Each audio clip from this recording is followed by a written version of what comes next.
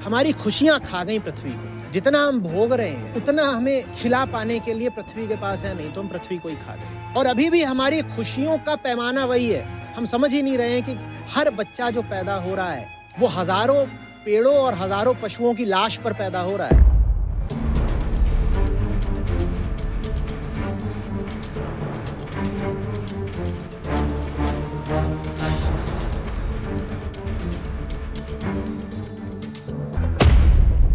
Climate change का असर जो है अब साफ साफ दिखने लगा है हम लोगों को। हम लोग इसका इलाज सतही तौर पर कर रहे हैं, जैसे कि पेड़ लगाना हो गया। तुम 5 नहीं, तुम 20 नहीं, तुम 100 पेड़ भी लगा दो, तुम 500 पेड़ भी लगा दो, उससे भी कुछ नहीं होगा। जितना तुम्हें जंगल चाहिए पृथ्वी पर उतनी जगह ही नहीं है। सड़क किनारे तुम पेड़ लगा दो, उस पेड़ की दुर्दशा देखिए। दिल्ली वगैरह में जाओ, नोएडा में देखो, वहाँ सड़क किनारे जो पेड़ लगे उनकी क्या बेचारों की दयनीय हालत है। आप कुछ मत करिए, आप जो कर रहे हो बस वो करना बंद करो। कोविड के दिनों में देखा था ना, बच्चा पैदा किए जा रहे हो, बच्चा पैदा हुआ है, कहाँ से घर आएगा उसके लिए? वो पैदा हुआ है तो अब और उसके लिए अन्न चाहिए, खेत कहाँ से आएगा? ये सब जगह कहाँ से आनी है? जंगल काट के ही तो आएगी। तुमको मांसाहार करना है तो अब जंगल कटेगा। तुम लाखों पेड़ कटवाने वाले, तुम एक पेड़ लगा करके अपने आप को अपराध से बरी कर लेना चाहते हो? प्रणाम आचार्य जी। आचार्य जी, क्लाइमेट चेंज का असर जो है अब साफ साफ दिखने लगा है हम लोगों को, और हम लोग इसका इलाज बहुत सतही तौर पर कर रहे हैं, जैसे कि पेड़ लगाना हो गया और पुराने कपड़े बार बार पहनना, है ना। और कई जगह तो ऐसा भी होता है, मैंने देखा व्हाट्सएप स्टेटस पे, कि जीमेल डिलीट करने के लिए कह रहे हैं, जो पुराने जंक जीमेल होते हैं। जीमेल। अच्छा, मेल स्टोरेज फ्री कर दो। हाँ जी, बिल्कुल, उसको डिलीट करने के लिए बोल रहे हैं। और वीगन मूवमेंट में ये भी देख रहा हूँ कि मीटलेस मंडे बना रहे हैं, कि मंडे के दिन मीट मत खाओ तो पर्यावरण थोड़ा बचा रहेगा, ऐसा। और इतना करके सोच रहे कि ये काफ़ी है, सही है, सही चल रहा है, चलेगा अगर ऐसा करते रहे तो। और इसके लिए एक टर्म आया है, ग्रीन वॉशिंग जी। तो इसका इलाज क्या है आचार्य जी? तो इलाज क्या है? ग्रीन वॉशिंग टर्म ही बता रहा है ना। जैसे ब्रेन वॉशिंग होता है, जैसे वाइट वॉशिंग होता है। वाइट वॉश करना माने क्या होता है कि किसी चीज़ में जो दाग धब्बे हैं उनको बस छुपा दिया, उसके ऊपर सफ़ेद रंग पोत दिया ताकि वो जो गड़बड़ थी वो छुप जाए। ये क्या होती है? White washing. ब्रेन वॉशिंग क्या होती है? असलियत कुछ और है पर दिमाग में कोई मान्यता भर दी, दिमाग में कोई विचार धारणा भर दिया, है ना। किसी चीज़ से पूरा दिमाग जो है, ब्रेन है, वो भर डाला ताकि सच्चाई छुप जाए। तो ऐसी ग्रीन वॉशिंग है। ग्रीन वॉशिंग का मतलब होता है कि जो चीज़ पर्यावरण की बहुत कम मदद कर पाएगी या कोई मदद नहीं कर पाएगी, उसको ऐसे प्रदर्शित करना जैसे वो पर्यावरण के लिए बड़ी अच्छी हो, हितकारी हो। ये ग्रीन वॉशिंग कहलाती है। क्यों? क्योंकि आम आदमी को और तो कुछ पता है नहीं पर्यावरण के बारे में, पर इतना वो अब हर जगह से सुन रहा है 20 साल से कि पर्यावरण खतरे में है। ठीक है ना। यहाँ तक कि उसके घर के छोटे बच्चे भी उसको बता देते हैं कि हमने आज अपनी टेक्स्ट बुक में पढ़ा कि एनवायरनमेंट इज इन डेंजर, पर्यावरण खतरे में है। तो ये जो ग्रीन शब्द है, ग्रीन माने इको फ्रेंडली, ठीक है, इको फ्रेंडली। जो ग्रीन शब्द है ये फैशनेबल बन गया है,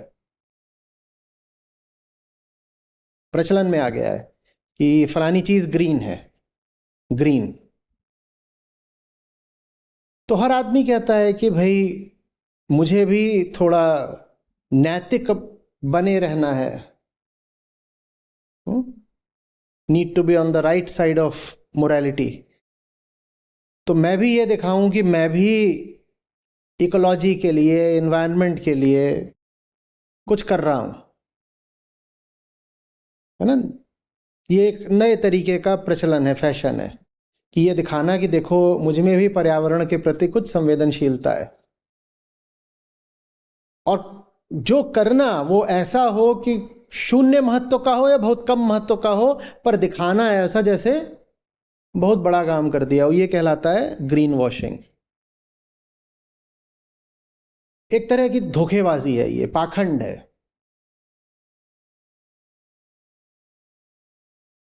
ओजोन लेयर में जब मैं छात्र था उस समय पर, ओजोन लेयर में बहुत बड़ा छेद हो गया था, एक फुटबॉल स्टेडियम से ज़्यादा बड़ा, और उससे जो अल्ट्रा वायलेट रेजें आती थी, कैंसर खतरा बढ़ गया था, ये सब था। तो वो होता था ज़्यादातर जो क्लोरोफ्लोरोकार्बन्स होते हैं उनके एमिशन से, तो वो बैन कर दिए गए। और वहाँ पर एक ही कारण था कि जो CFCs होते थे, क्लोरोफ्लोरोकार्बन्स, उनको वही कारण था, उनको बैन कर दो, तो वो जो छेद था उसका बढ़ना रुक गया। वो समस्या से उलझ गई, वो समस्या कार्बन जैसी नहीं थी, क्योंकि ये जो CFCs थे ये लगातार बने नहीं रहते हैं एनवायरनमेंट में, आवाज़ में, एटमॉस्फेयर में। तो बहुत छोटी समस्या थी, वो हल कर ली। मैं ये बता इसलिए रहा हूँ कि आज भी मार्केट में ऐसे प्रोडक्ट्स आते हैं जिनमें लिखा रहता है CFC फ्री। भाई CFC फ्री क्या बता रहे हो? CFC तो लीगली बैंड है, CFC तो हो ही नहीं सकता तुम्हारे प्रोडक्ट में, तो CFC फ्री बताकर नंबर किस बात के उठा रहे हो? CFC बताकर श्रेय, क्रेडिट किस बात का ले रहे हो? ये ग्रीन वॉशिंग है एक तरह की, कि जहां करा कुछ नहीं है पर क्रेडिट लेना है। क्या बता दिया? CFC free. या ऐसे समझ लो कि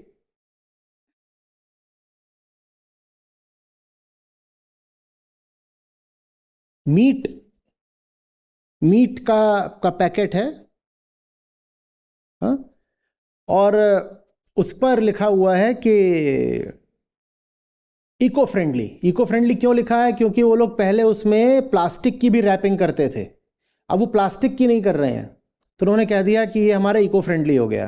कैसे हो गया? अंदर तो मीट है, जो सबसे ज्यादा पर्यावरण के लिए खतरनाक है वो चीज अंदर है, पर ऊपर एक छोटी सी चीज कर दी कि थोड़ा सा प्लास्टिक हटा दिया, और क्या कह दिया कि हम भी इको फ्रेंडली हैं।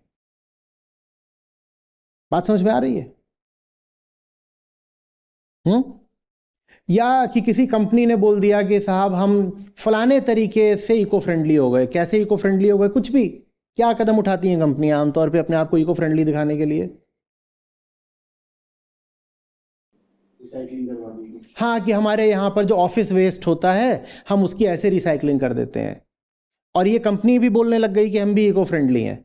हकीकत यह है कि तुम्हारा जो कोर काम है as a company, as an organisation, तुम्हारा काम ही है इकोलॉजी का डिस्ट्रक्शन। लेकिन तुम्हारे जो एम्प्लॉयज आते हैं उनका जो वेस्ट होता है ऑफिस में, उसकी तुमने रिसाइकलिंग करवा करके इतना बड़ा एक बैनर छपवा दिया, अपने आप को सर्टिफिकेट दे दिया कि तुम भी इको फ्रेंडली हो। ये सब कहलाता है ग्रीन वॉशिंग। दूसरे को बेवकूफ बनाना या खुद को बेवकूफ बनाना, ये जता करके कि हम भी पर्यावरण की चिंता करते हैं। इसमें ग्रीन वॉशिंग में जो एक बहुत बड़ी चीज होती है वो होती है पेड़ लगाना, कि हम तो पेड़ लगाते हैं। और आम आदमी के मन में अभी भी ये कहीं से भावना बैठी हुई है कि क्लाइमेट चेंज को पेड़ लगाकर रोका जा सकता है, या कि पेड़ लगाने से क्लाइमेट चेंज के रुकने का कुछ संबंध है। बहुत बहुत कम संबंध है। पेड़ लगाना बहुत बड़ी ग्रीन वॉशिंग है। और ये मुश्किल नहीं होना चाहिए देखना, क्योंकि जितनी भी बातें हमें बताई जा रही हैं कि ये करो तो क्लाइमेट चेंज रुकेगा, वो करो तो क्लाइमेट चेंज रुकेगा, ऐसा है वैसा, ये वो सारी बातें कितना कार्बन फुटप्रिंट रखती हैं ये आप तुरंत इंटरनेट से जान सकते हो। और आप ये भी जानते हो कि दुनिया का कार्बन एमिशन कितना और कितना घटाना है, सारे आंकड़े मौजूद हैं। उसमें कोई बहुत भारी गणित नहीं लगनी है, सीधा सीधा प्लस माइनस का हिसाब है। जोड़ लो या गुणा कर लो या भाग दे दो, सब दिख जाएगा, सब पता है तुम्हें। लेकिन हम जानना ही नहीं चाहते। क्यों नहीं जानना चाहते? ताकि छोटी चीज को भी हम बड़ा प्रदर्शित कर सकें और उसका श्रेय ले सकें।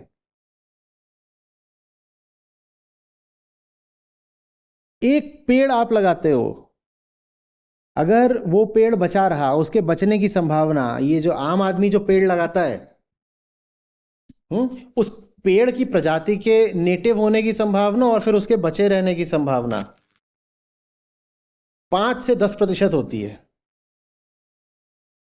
आपने पेड़ लगा दिया, वो 20 साल लगता है उसको पूरा एक मदमस्त वृक्ष बनने में। इतना समय लगता है। अब वो कुछ प्रजातियां ऐसी भी होती हैं जो मान लो 10 साल में ही पूरा एकदम वयस्क वृक्ष बन जाए, पर उसके इतना बचे रहने की संभावना ही 5 से 10% है। वो नहीं बचा रहेगा। बचा भी रहेगा तो जरूरी नहीं कि आपने सही प्रजाति लगाई हो। सब कुछ ठीक चला, प्रजाति भी सही थी, बचा भी रह गया, तो 20 साल बाद वो जो पेड़ है वो प्रतिवर्ष 20 किलो कार्बन डाइऑक्साइड सोखेगा। और जो आम भारतीय है, मध्यम वर्गीय जो भारतीय है, ये प्रतिवर्ष 5000 किलो कार्बन डाइऑक्साइड का उत्सर्जन करता है। जब तक वो पेड़ बड़ा होगा तब तक 20 साल में आपने 5000 गुणा 20, 5000 किलो कार्बन डाइऑक्साइड प्रतिवर्ष 20 सालों तक। तो 5000 गुणा 20 कितना होता है? आपने 1,00,000 किलो कार्बन डाइऑक्साइड एमिट कर रखी होगी और पेड़ सोखता है 20 किलो प्रतिवर्ष। आपने 1,00,000 किलो पहले ही एमिट कर रखी है और उसके बाद आप 5000 किलो प्रतिवर्ष और एमिट कर रहे हो। और भारत चूंकि एक विकासशील देश है, इसीलिए साल दर साल आपका एमिशन बढ़ ही जा रहा है। आज अगर आप 5000 किलो एमिट कर रहे हो, मैं एक भारतीय मध्यम वर्गीय व्यक्ति को ले रहा हूं, आप आज अगर 5000 किलो एमिट कर रहे हो तो जैसे आपके लक्षण हैं, आप 20 साल बाद कम से कम 20,000 किलो एमिट कर रहे होगे। और पेड़ बेचारा सूखेगा 1 साल में 20 किलो, वो भी तब अगर जी गया 20 साल। लेकिन एक पेड़ लगा करके आप अपने आप को फन्ने खा मानते हो। आप कहते हो देखा मैंने 5 पेड़, तुम्हारे 5 पेड़ लगाने से क्या हो जाएगा। और तुम पेड़ ऐसी जगह लगा रहे हो जहां सींचने के लिए पानी भी पंप चलाकर आता है। माने सींचने के लिए पानी भी कार्बन एमिशन से आता है। जहां तुम पेड़ लगा रहे हो, तुम लगाओगे तो सींचोगे। जंगल में पेड़ होता है तो सींचना नहीं पड़ता है। तुम्हारे इस पेड़ लगाने की कोई हैसियत है? लेकिन लोग बड़े पर्यावरण मित्र बने जा रहे हैं पेड़ लगा लगा के। तुम 5 नहीं, तुम 20 नहीं, तुम 100 पेड़ भी लगा दो, तुम 500 पेड़ भी लगा दो, उससे भी कुछ नहीं होगा। जो तुम्हारी पूरी जीवन शैली है वही जंगलों को काटने पर आधारित है। एक बार थोड़ा गणित कर लेना। पृथ्वी इस वक्त, पृथ्वी माने इंसान जो पृथ्वी पर है, इस वक्त जितना कार्बन डाइऑक्साइड आ गया है वातावरण में तो आ ही गया है, उसके ऊपर से प्रतिवर्ष 56 गीगाटन कार्बन डाइऑक्साइड इक्विवेलेंट वातावरण में हम जोड़ रहे हैं। जो पहले से है वो तो है ही, हम उसकी नहीं बात कर रहे। जो पहले से ही हमने करतूत कर डाली उसको हटाओ। उसके ऊपर से 56 गीगाटन प्रतिवर्ष हम जोड़ रहे हैं। जितना जोड़ रहे हो बस वही ना जोड़ो। इसके लिए कितने पेड़ लगेंगे एक बार लगा लो। 56 गीगाटन कार्बन डाइऑक्साइड तुम प्रतिवर्ष वातावरण में जोड़ रहे हो और एक पेड़ 20 किलो कुल सोखता है। तो तुम्हें कितना जंगल चाहिए जरा लगाओ हिसाब। जितना तुम्हें जंगल चाहिए पृथ्वी पर उतनी जगह ही नहीं है। हर इंसान को इतने पेड़ लगाने पड़ेंगे कि वो फिर एक बाग बगीचा नहीं, हर इंसान को एक बहुत बड़ा विशाल जंगल लगाना पड़ेगा। तब भी तुम जितना एमिशन कर रहे हो तब भी तुम नहीं रोक सकते। पेड़ लगाना तो किसी तरीके से समस्या का हल है ही नहीं। हाँ, ग्रीन वॉशिंग है। तुम अपनी नजर में पवित्र पाक साफ बन जाओगे कि मैंने कुछ तो किया। तुमने कुछ किया नहीं, तुम समस्या सुलझा नहीं रहे हो, तुम ही समस्या हो। ये जो पेड़ लगा रहे हैं ना, क्यों? क्योंकि ये असली समस्या से लोगों का ध्यान भटका रहे हैं। असली समस्या है कि तुम जैसी जिंदगी जी रहे हो वो वनों के विनाश पर आधारित है और ये बात तुम देखना नहीं चाहते।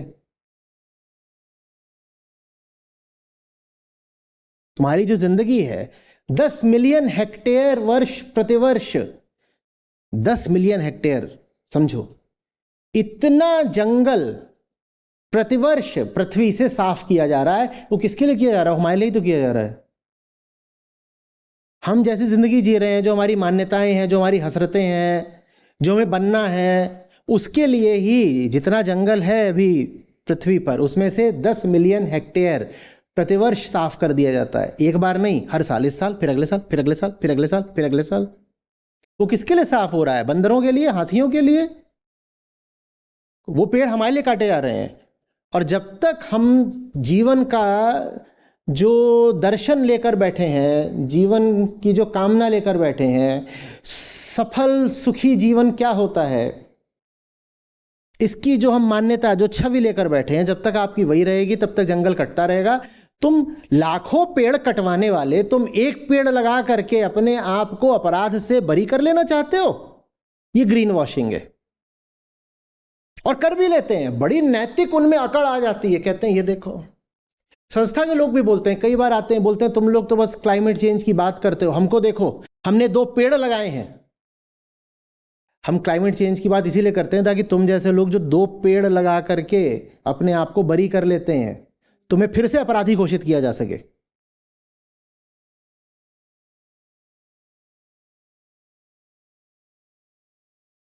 असली दोषी कौन है समझो? दुनिया का अधिक से अधिक कार्बन एमिशन तुम कर ही नहीं रहे हो। तुम क्या कह रहे हो कि मैं एसी कम चलाऊंगा या पंखा कम चलाऊंगा तो कार्बन एमिशन कम हो जाएगा। तुमसे हो ही नहीं रहा है। जिनसे हो रहा है वो तुम्हारे पूज्य बैठे हैं, तुमने उनको देवता ही मान लिया है। ज्यादा से ज्यादा कार्बन एमिशन करने वाले और करवाने वाले दुनिया के 1% और अधिक से अधिक कह लो तो 5% सबसे धनी लोग हैं। वो हैं धनी, ताकतवर, ये लोग हैं जो कार्बन एमिशन करते हैं। मैं तुमको बरी नहीं कर रहा कि फिर जब वो करते हैं तो हमारा तो उसमें कोई योगदान नहीं, तो हम क्यों सुने। मैं कह रहा हूं वो इसलिए कर पा रहे हैं क्योंकि तुमने उनको छूट दे रखी है करने की। वो इसलिए कर पा रहे हैं क्योंकि तुम ही उन्हीं की बनाई चीजें खरीदते हो, तुम्हारे ही दिए गए पैसे से वो मुनाफा कमा करके और ज्यादा कार्बन एमिशन करते हैं। वो सिर्फ उद्योगपति नहीं है, वो नेता भी हैं। उद्योगपति नहीं इतना फल फूल सकता बिना नेता से साठगांठ के, और ये नेता वही जिसको तुम वोट देते हो। और सिर्फ बात उसको पैसा देने की नहीं है, तुम उसे पैसा ही नहीं दे रहे हो, तुम उसे दिल देते हो, तुम उसे इज्जत देते हो, तुमने उसे आदर्श बनाया है, तुम उसके ऐसा बनना चाहते हो।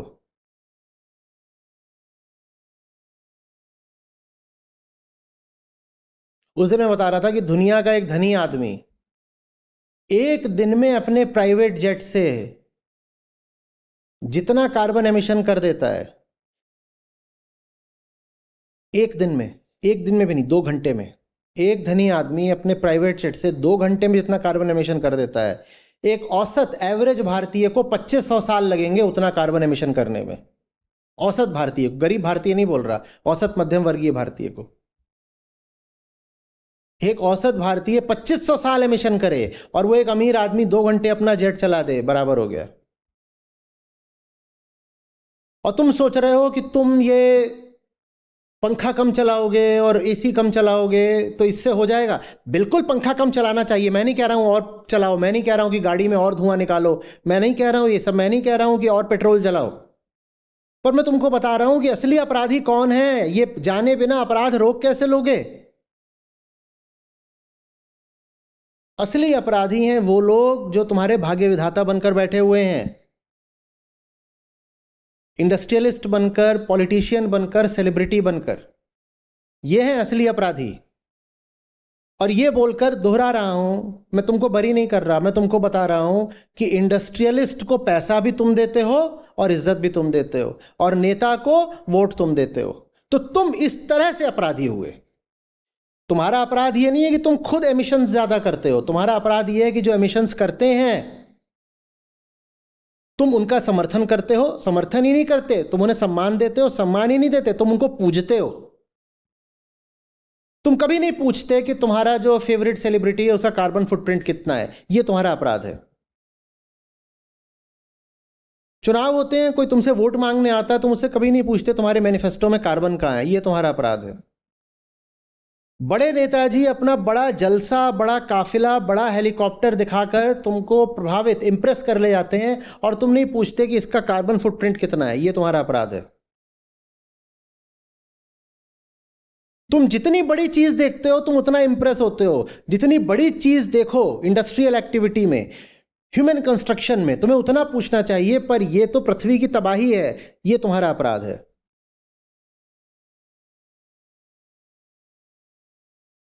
तुम्हारे सपने क्या हैं, ये उद्योगपति, अमीर, सेठ तय कर रहा है। ये तुम्हारा अपराध है कि तुम अपने सपनों को उनकी कठपुतली बना देते हो।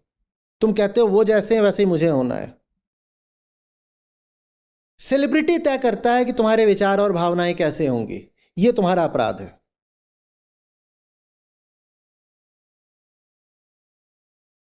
डायरेक्टली तुम अपराधी नहीं हो कि तुमने बहुत एमिशन कर दिया। औसत भारतीय बस 2000 किलो एमिशन करता है, इसलिए मैंने मध्यम वर्गीय को कहा था कि 5000 किलो। औसत भारतीय बस 2000 किलो एमिशन करता है। यह बहुत कम है। इतना अगर पूरी दुनिया करने लगे, इतना कम एमिशन अगर पूरी दुनिया करने लगे तो क्लाइमेट चेंज की समस्या खत्म हो जाए। तो मैं औसत भारतीय को गुनहगार कैसे ठहरा दूं? वो तो बेचारा कुछ एमिशन कर ही नहीं रहा है, लेकिन वो फिर भी अपराधी है, इनडायरेक्टली अपराधी है।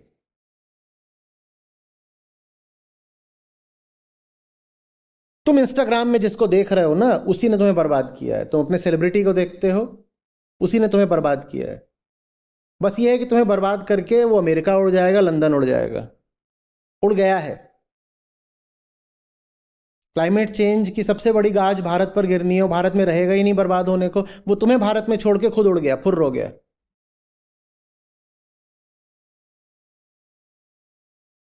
ग्रीन वॉशिंग मत करो। पेड़ लगाने से नहीं होगा। अभी आज ही ये मुझे गुलशन ये डॉक्यूमेंट दिखा रहा था, लाओ देखो।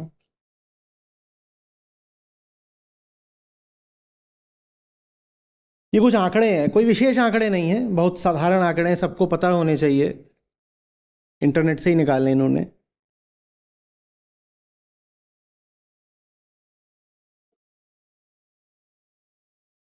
एक पेड़ तुम्हारा कितने किलो सूखता है? 20 किलो। 20 किलो हमने माना है कि वो ऐसा पेड़ है जो दमदार पेड़ होते हैं। जो अब दिल्ली और हरियाणा और पश्चिमी उत्तर प्रदेश में जो पेड़ पाए जाते हैं, हमारे दुबले पतले बेचारे कुपोषित पेड़, ये तो 10-15 किलो भी प्रतिवर्ष न सूख पाए। ये जो हमने कांटों वाले और छोटी पत्तियों वाले ये बबूल कीकर लगा रखे हैं, ये थोड़ी बहुत सूखते हैं, इनमें तो पत्ती ही नहीं, क्या सूखेंगे। और ये लोग जो ट्रांस अटलांटिक फ्लाइट लेते हैं, 20 किलो पेड़ का था, और जो ट्रांस अटलांटिक फ्लाइट लेते हैं, एक फ्लाइट राउंड ट्रिप 1 टन, सिर्फ एक फ्लाइट। 1 टन कितना होता है? 1000 किलो। मानो जो तुमने पेड़ लगाया है बेचारा, 50 साल में उसने जितनी कार्बन डाइऑक्साइड सोखी होती, उतनी फ्लाइट न्यूयॉर्क से लंदन गई, लंदन से वापस आई। 50 साल का पेड़ का काम खत्म हो गया। और तुम अभी भी खुश हो रहे हो, हम तो पेड़ लगाते हैं, पेड़ लगाने से हो जाएगा। ये कौन सी सोच है? किस दुनिया में जी रहे हो कि पेड़ लगाने से हो जाएगा? मैं पेड़ काटने को नहीं कह रहा हूं, कुतर्क मत करने लग जाना। मैं बस ये बता रहा हूं कि पेड़ तो मौजूद है। कहां? जंगलों में। प्रकृति तो पेड़ों को खुद पैदा करती है और बढ़ाती है। जंगल तुमने थोड़ी लगाए थे। ऐसी जिंदगी मत जियो कि जंगल कटें, ये तुम्हें करना है। और जंगलों से बाहर अगर पेड़ लगाते हो तो वो पेड़ वैसे भी जी नहीं पाता। सड़क किनारे तुम पेड़ लगा दो, उस पेड़ की दुर्दशा देखिए। दिल्ली वगैरह में जाओ, नोएडा में देखो, वहां सड़क किनारे जो पेड़ लगे उनकी क्या बेचारों की दयनीय हालत है। पेड़ भी वहीं पनपते हैं जहां उनका कुनबा है, परिवार है। जंगल में पेड़ पनपते हैं, और तुम जिंदगी जो जी रहे हो जंगलों काट के जी जा रही है।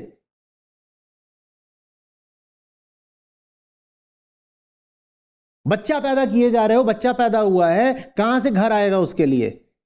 वो पैदा हुआ है तो अब और उसके लिए अन्न चाहिए, खेत कहां से आएगा? ये सब जगह कहां से आनी है? जंगल काट के ही तो आएगी। पर तुम कह रहे हो एक पेड़ लगा देंगे तो हो जाएगा। जिंदगी जी रहे हो जंगल कटने वाली और कह रहे हो पेड़ लगा दूंगा। पेड़ मत लगाओ, वो कारण रोको जिन कारणों से जंगल कटते हैं। तुम खुद जाकर कुल्हाड़ी लेके जंगल नहीं काटते, पर तुम्हारी जिंदगी, तुम्हारा दर्शन, तुम्हारे चुनाव ऐसे हैं कि जंगल कटते हैं। तुम्हारे पास पैसा आ जाता है, तुम कहते हो मैं भी मांस खाऊंगा। भारत में जैसे जैसे पैसा बढ़ने लगा है वैसे वैसे मांसाहार बढ़ने लगा है, यही है ना।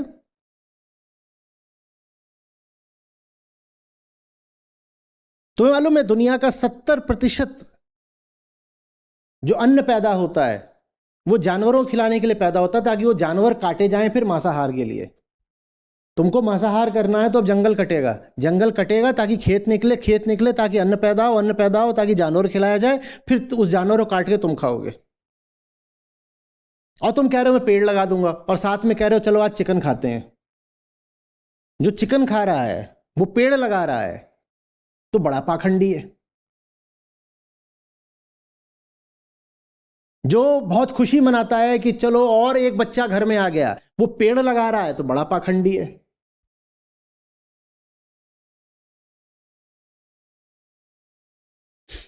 जो अमीरों की पूजा करता है और कहता है यही मेरा रोल मॉडल है, देखो कैसे ये अपनी प्राइवेट याट में चलता है या जेट में चलता है, या इतना बड़ा इसने अपने लिए महल बनवा लिया है। जो अमीरों की पूजा करता है और अमीर ही बनना चाहता है और फिर एक पेड़ लगा रहा है, वो बड़ा पाखंडी है।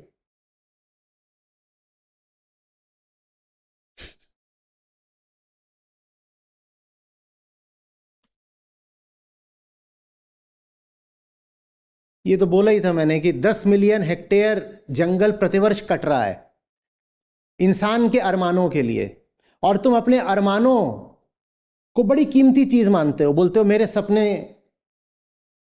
मेरा भविष्य, मेरे सपन सलोने मुझे पूरे, और तुम्हारे सब सपनों में सिर्फ कंजम्पशन, भोग माने एमिशन ही शामिल है। और फिर तुम कह रहे हो मैं पेड़ लगाऊंगा।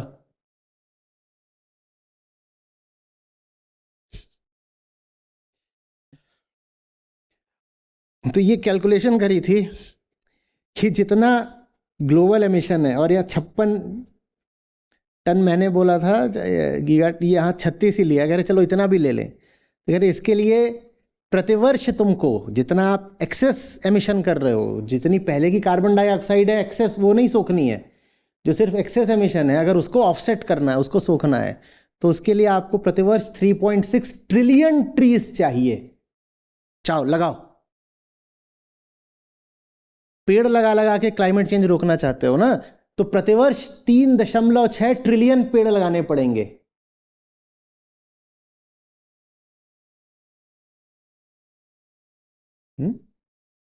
क्या रे सांभा, 1 ट्रिलियन कितना होता है? सरकार 1000 बिलियन है।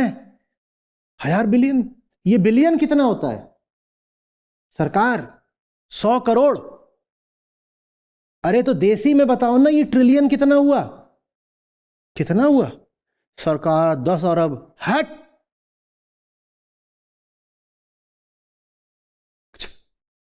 सरकार मैंने आपका नमक खाया है।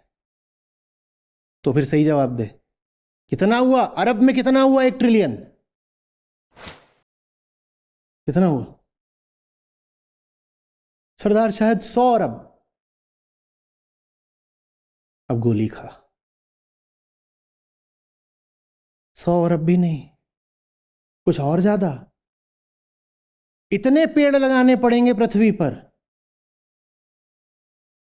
जाओ लगाओ। और खुश हो रहे हो कि हमने अपने आंगन में एक नमूना नींबू का पेड़ लगा दिया, इससे हमारी क्लाइमेट रिस्पॉन्सिबिलिटी पूरी हो गई। कोई नींबू का लगा रहा है, कोई अमरूद लगा रहा है।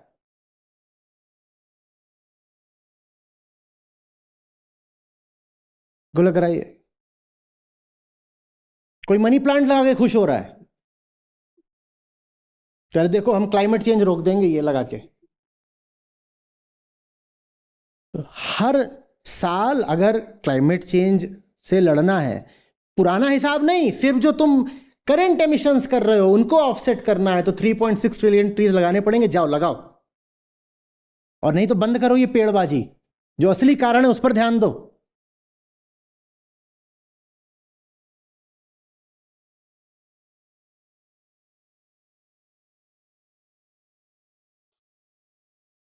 बहुत सारे इसमें इन्होंने बातें लिखी हैं, आंकड़े लिखे हैं, पर इसमें से ऐसा कोई भी नहीं है जो बड़ा गुप्त हो। ये सारी बातें तो आपको भी मिल जाएंगी। कोई आपके सामने आता है किसी चीज़ को इको फ्रेंडली बता करके, कर लो ना उसी समय पे गूगल, पूछ लो कि कितना इको फ्रेंडली है ये जो लिखा रहे हैं मुझे। और अब तो फैशन है इको फ्रेंडली दिखाना। फैशन पर चल करके क्लाइमेट क्राइसिस नहीं रुकने वाली।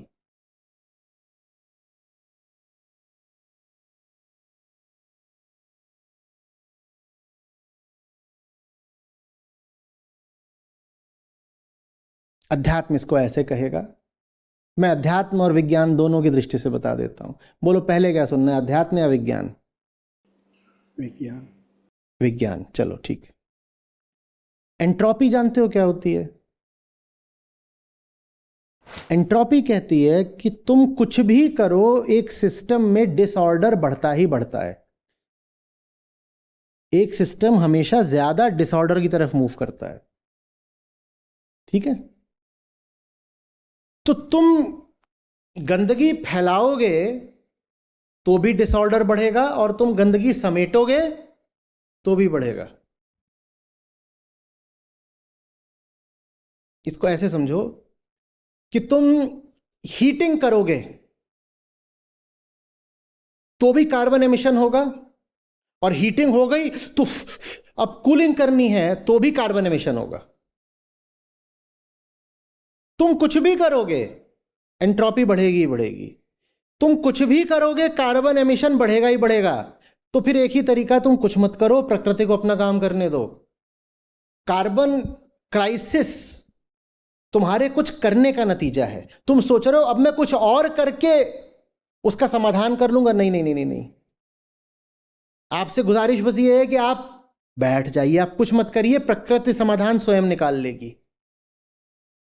आप कुछ मत करिए, आप जो कर रहे हो बस वो करना बंद करो। कोविड के दिनों में देखा था ना, आसमान साफ हो गया था, हवा साफ हो गई थी, शहरों की सड़कों पर हिरण घूमते नजर आने लगे थे।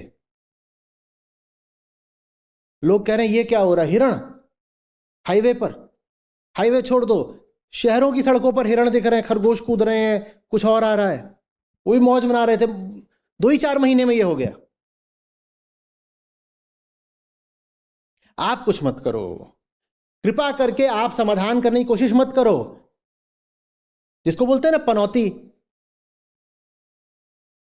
आप पनौती हो। आप समस्या बढ़ाओगे तो समस्या बढ़ेगी, आप समाधान करोगे तो समस्या और बढ़ेगी। आप कुछ मत करो, प्रकृति स्वयं कर लेगी, स्वयं कर लेगी, तुम मत करो। तो फिर हम क्या करें? नेति नेति, अध्यात्म में आ गए। नेति नेति, जो कर रहे हो करना बंद करो। क्या? पहली बात, जो ग्रोथ ऑब्सेशन है वो बंद करो। तुम्हें और ग्रोथ नहीं चाहिए। जिस स्तर पर यह विश्व पहुंच चुका है पर कैपिटा कंजम्पशन में, तुम्हें और नहीं चाहिए, तुम्हें रीडिस्ट्रीब्यूशन चाहिए। अगर पूरे विश्व का जीडीपी ले लो तो आज जितना है उसे बढ़ाने की जरूरत नहीं है भैया, मत बढ़ाओ बल्कि घटा दो। तो गरीबों का क्या होगा? गरीब गरीब इसलिए नहीं है कि विश्व में अभी वेल्थ नहीं है या प्रोडक्शन नहीं है। गरीब गरीब इसलिए क्योंकि कुछ लोगों ने उसको अपने हाथ में ले रखा, दबा रखा है, जो कि पागलपन का सबूत है। अभी मैं कम्युनिटी पर ही पढ़ रहा था कि अगर जंगल में एक बंदर ऐसा हो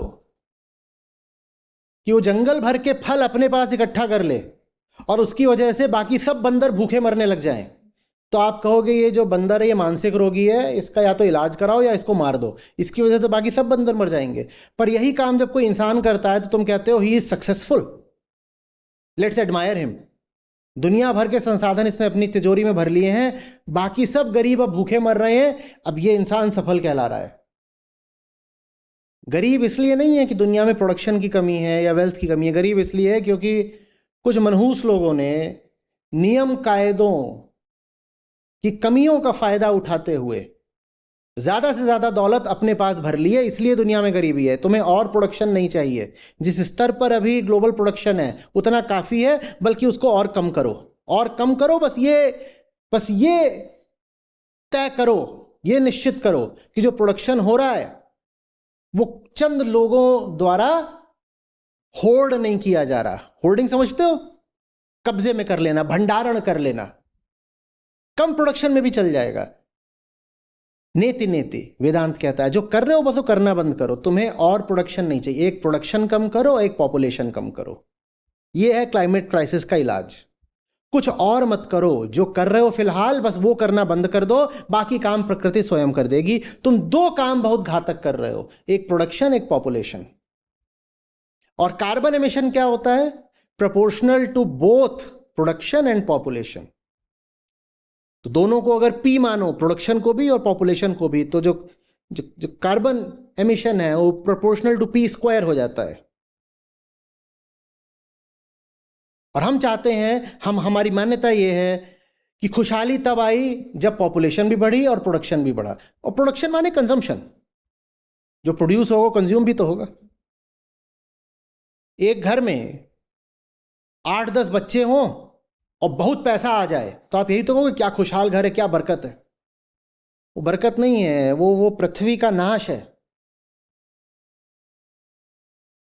प्रोडक्शन कम करो, पॉपुलेशन कम करो, और उसके लिए भी तुम्हें कुछ करने की जरूरत नहीं है। बस बढ़ाओ मत, बस बढ़ाओ मत।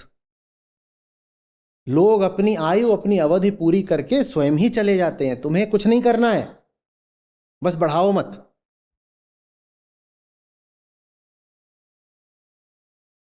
विज्ञान से भी समझाया, अध्यात्म से भी समझाया, नेति नेति से भी समझाया और एंट्रोपी से भी समझाया।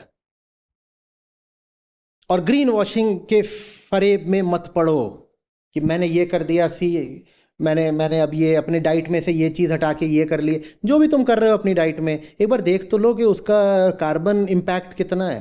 और फिर ये देख लो कि हम एक्सेस कार्बन डाइऑक्साइड कितनी एमिट कर रहे हैं। और हमें तो जाना है नेट ज़ीरो पर। हमें तो नेट ज़ीरो पर, नेट ज़ीरो का मतलब कि कोई एडिशन नहीं करेंगे अब हम कार्बन डाइऑक्साइड में, इतनी है उतनी पड़ी रहे। हमें तो वहाँ जाना है नेट ज़ीरो। नेट ज़ीरो होके भी 2-3 डिग्री बढ़ जाएगा, तो नेट ज़ीरो भी हमने कोई बहुत तीर नहीं मार लिया। लेकिन आप खुश हो जाते हो, आप कहते हो मैं फलाने ब्रांड की जीन्स नहीं, फलाने ब्रांड की जीन्स पहन रहा हूँ, सी आई एम इको सेंसिटिव। एक बार देखो तो कि उससे कितना फर्क पड़ेगा। जिन चीज़ों से वास्तव में फर्क पड़ना है उन चीज़ों पर ध्यान दो। जैसे ही तुम अपना कंजम्पशन कम करोगे, सेठ जी परेशान हो जाएंगे। और सेठ जी विज्ञापन दे दे करके और तमाम तरीके के लेख छपवा के और फिल्में बनवा करके और मीडिया से प्रचार करवा के तुम्हें यह जाहिर करेंगे कि अगर तुम कंजम्पशन नहीं कर रहे तो तुम्हारी जिंदगी नर्क है। तुम्हें सेठ जी का ये जो मनोवैज्ञानिक षड्यंत्र है इससे बचना है। दुकानें और मीडिया एक साथ चलते हैं। मीडिया तुम्हें बार बार छुपे छुपे तरीकों से बोलता है कि देखो जिंदगी बेहतर करनी है तो तुम्हें और ज़्यादा भोगना चाहिए, कंज्यूम करना चाहिए। फिर वही भोगने के लिए तुम दुकान पे चले जाते हो और तुमको ही पता ही नहीं होता कि वो मीडिया भी सेठ जी का और दुकान भी सेठ जी की है। वही सेठ जी जो टीवी चैनल और तमाम तरीके के और चैनल कंट्रोल करते हैं, वही सेठ जी सब दुकानें और तमाम तरह की इंडस्ट्रीज भी कंट्रोल करते हैं। इस झांसे से बचो। और जब पॉपुलेशन कम होगी तो नेताजी को तकलीफ हो जाएगी, क्योंकि तुम नेताजी के वोट बैंक हो। नेताजी कहेंगे तुम अगर कम हो गए तो मेरी तो गद्दी छिन जाएगी। और नेताजी को तकलीफ तब भी होगी जब सेठ जी को तकलीफ होगी, क्योंकि नेताजी की फाइनेंसिंग तो सेठ जी ही करते हैं।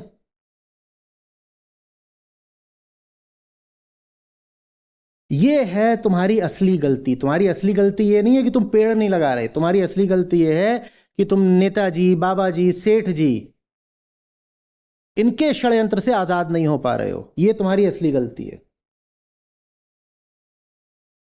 कुछ आ रही है बात समझ में? घर में गाड़ी आई नहीं कि तुम उसे लेके कहां जाते हो? कुछ इशारे समझो। मंदिर जाते हो,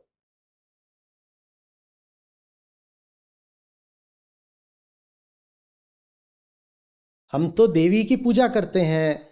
ये प्रकृति ही तो देवी है। और जो तुम गाड़ी लेकर के आए हो, तुम जानते नहीं उसका फुटप्रिंट कितना है। उसको तुम धर्म से कैसे जोड़ सकते हो? लेकिन जब तक तुम्हारे मन में ये बात रहेगी कि घर में कोई मटेरियल ऑब्जेक्ट आ गया, इसका संबंध शुभता से है, वहां लिखवा भी लेते हो ना शुभ लाभ, जब तक तुम्हारे मन में ये बात रहेगी कि कंजम्पशन का, समृद्धि का संबंध शुभता से है, तब तक क्लाइमेट क्राइसिस रुकने से रही।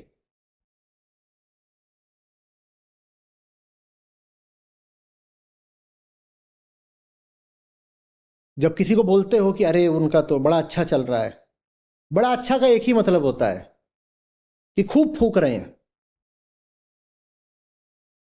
यही तो होता है। पहले 1 मंजिला घर था, अब 4 मंजिला घर हो गया है। बड़ी दुकानों में जाकर के पैसा फूकते हैं। यही तो मतलब होता है। जब तक भीतर से ये मान्यता नहीं निकलेगी सेठ जी राज करेंगे और तुम बस पेड़ लगाते रह जाना और खुश हो जाना।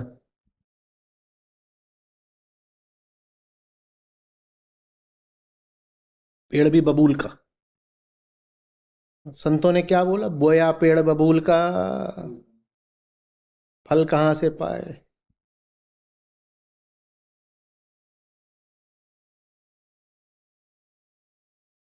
हमारी एक एक हसरत, एक एक कामना इको अनफ्रेंडली है, समझो। माँ बाप बच्चे के लिए जो कुछ चाह रहे हैं वो संभव ही नहीं है चाहना बिना प्रकृति का विनाश करे। आपके घर बच्चा होता है, आप कहते हो मेरे बच्चे को उज्जवल भविष्य मिले, उसके लिए ये मिलना चाहिए मेरे बच्चे को। आप जो कुछ अपने बच्चे के लिए चाह रहे हो वो संभव ही तभी है जब पहले पृथ्वी बर्बाद करी जाए, वरना उसको मिल ही नहीं सकता ये सब।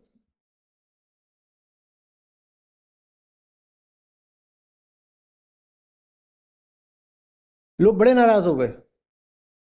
मैंने कह दिया कि हर बच्चा लाखों पशुओं की और पेड़ पौधों की लाश पर पैदा होता है। लोगों का ऐसा थोड़ी होता है। अरे आंकड़े उठाकर देख लो ना, मैं कोई अपनी मनगढ़ंत बात थोड़ी बोल रहा हूं। एक बच्चा पैदा हुआ है तो अपने जीवन भर में अब वो जितना भोग करेगा उसके लिए कितने पेड़ काटने जरूरी हो जाएंगे देख लो। और जब पेड़ कटेंगे, जंगल नहीं रहेगा, तो वहां जो पशु है वो तो खुद ही मर गए, पूरी प्रजाति उनकी विलुप्त हो गई, खुद ही देख लो। और बच्चा तुमने जो पैदा किया वो एक बच्चा थोड़ी पैदा किया, उस बच्चे के ही बच्चे होंगे, बच्चे के बच्चे, वो जितने अब आगे पैदा होंगे उसकी जिम्मेदारी भी तुम ही पर है जो तुमने पैदा किया पहला।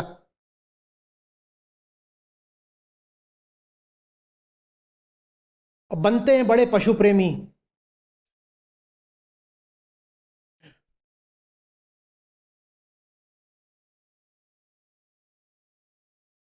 प्रोडक्शन, पॉपुलेशन, इन दोनों में से कोई भी चीज प्रकृति स्वयं नहीं कर रही। ये करने का निर्णय तुम्हारा होता है। बस तुम ये करना बंद करो, नेति नेति, सब अपने आप ठीक हो जाएगा।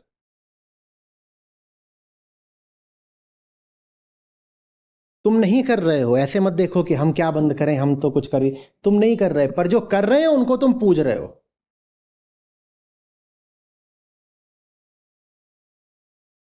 वो 100 जगहों से थोड़ा थोड़ा इकट्ठा करते हैं, 100 भी नहीं, करोड़ों जगहों से थोड़ा थोड़ा इकट्ठा करते हैं। उन करोड़ों में तुम भी हो।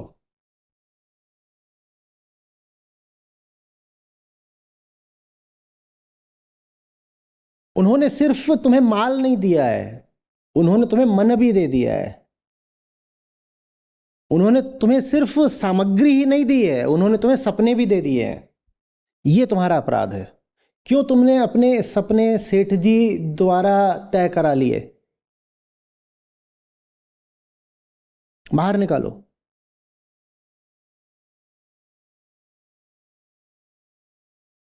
जी, मेरा नाम अंकित त्यागी है। मैं एक मेडिकल का छात्र हूँ। आचार्य जी को मैं करीब 1-1.5 साल से यूट्यूब के माध्यम से सुन रहा हूँ और गीता समागम में जुड़े हुए मुझे को 8 महीने हो गए हैं। शुरुआत में मैं आचार्य जी को रेगुलर नहीं सुनता था, बीच में कभी सुन लिया कभी नहीं सुना, लेकिन ज़िंदगी में काफ़ी मुश्किलें आई, चयन करने का मौका मिला तो वहाँ पर मेरे डिसीजंस नहीं बन पा रहे थे। तो फिर मैंने आचार्य जी को गहराई से सुनने का निर्णय लिया, अपनी लाइफ में आगे क्या करना है और किस रास्ते पर जाना है और अपने परिवार में अपने लोगों से, अपने रिश्ते नातों से किस तरीके से अपने नाते बनाने हैं। आगे की राह जो आसान हुई है वो आचार्य से जुड़कर ही हो पाई है। तो मैं बाकी लोगों से यही कहना चाहूँगा कि वो यूट्यूब के माध्यम से जुड़े हुए हैं तो वो गीता के लाइव सेशन से भी जुड़िए और आप किनारे पर हैं, आप समुद्र में आइए और आप और भी गहराइयाँ ले सकते हैं आचार्य जी की शिक्षाओं से। ये धन्यवाद।